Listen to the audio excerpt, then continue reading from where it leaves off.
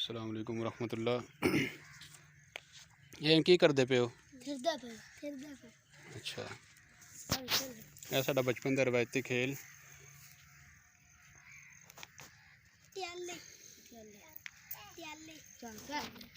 ਇਹ ਪਹਿਲ ਕਿੱਦੀ ਆਈ ਹੈ? ਜਿਹਦੇ ਅੱਗੇ ਵੀ ਨਾਲ ਲੈਣ ਦੇ ਉਹਦੀ ਪਹਿਲ ਹੁੰਦੀ ਹੈ।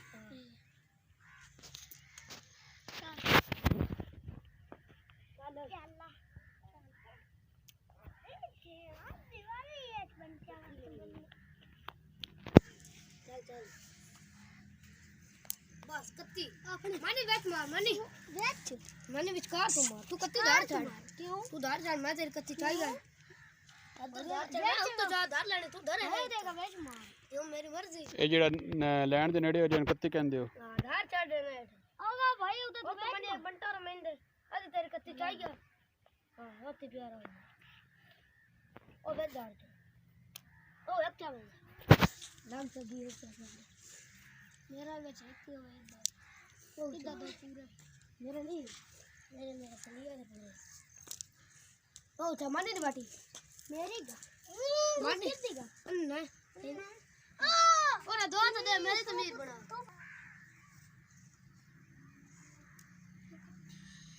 बस है चल वो दे मिट्टी ना करता सही दारे बाहर नहीं साड़ी चल ले चल ले चल मेरे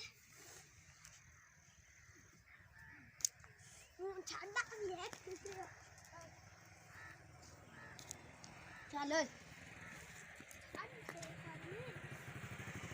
अस्सलाम